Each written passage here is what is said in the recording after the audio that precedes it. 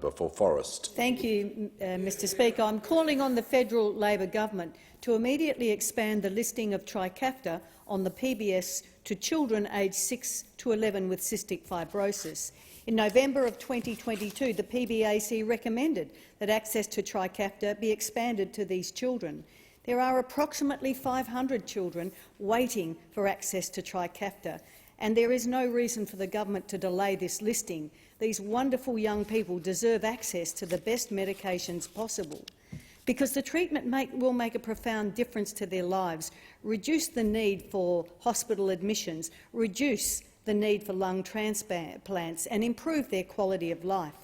In 2021, when the PBAC assessed Trikafta, they estimated that it could give people living with cystic fibrosis 27 more years of life when compared to supportive care, and 21 more years of life for patients previously treated with other medications, either Orkambi or Symdeko. So I'm calling on the government to immediately expand the listing of Trikafta to children aged 6 to 11. In paediatric patients, there is evidence of early structural lung damage even prior to the emergence of symptoms, including those of a respiratory nature. Early diagnosis and intervention is fundamental to achieving better outcomes for these children. So, cystic fibrosis is considered one of the most common life-threatening genetic conditions, affecting 3,500 Australians. Now, 375 of these people live in my home state of Western Australia, and 80 of these are children aged 6 to 11 who would be eligible for Trikafta when it's listed on the PBS. And I'm speaking up tonight to support these children, the 1 in 2,500 babies who are born with cystic fibrosis in Australia, the ones who live every day with this progressive genetic disease that causes persistent lung infections, and the defects that limit the flow of chloride and water through the cell membrane, causing a thick, sticky build-up of mucus in the lungs, pancreas and digestive system. Now, it limits children and adults' ability to breathe and makes it really much easier for germs to grow. It begins at birth and leads to cumulative health decline over time and premature death from respiratory failure.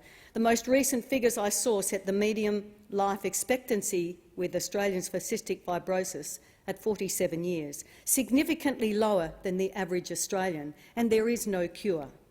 The management and treatment is a lifelong and relentless process.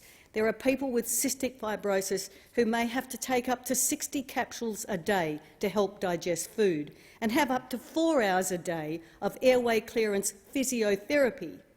Hospital admissions can be frequent and extended, and it is the leading cause of lung transplants in Australia. So early and effective intervention is critical, and given that in paediatric patients there is that evidence of early structural lung damage.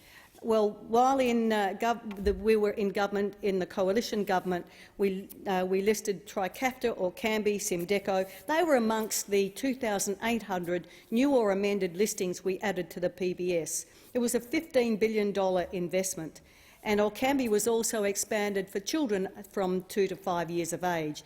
It allowed that earlier access to life-changing medicine that works by improving that flow of chloride and water and helps improve the lungs' function and breathing. But we now need the federal government to act to add Trikafta to the PBS immediately for these young patients. Please provide this life-changing medicine to children aged 6 to 11 who live every day with the debilitating and progressive effects of cystic fibrosis. I'm hoping that sooner rather than later, our researchers and scientists, the wonderful ones in Australia, funded through the Medical Research Future Fund that we created in government, will be able to find the ultimate cure for cystic fibrosis. Until then, the federal government needs to list this PBAC-approved medication for children aged 6 to 11. As we know, and I've said, this is a progressive disease. The sooner the medication is available, the better the result.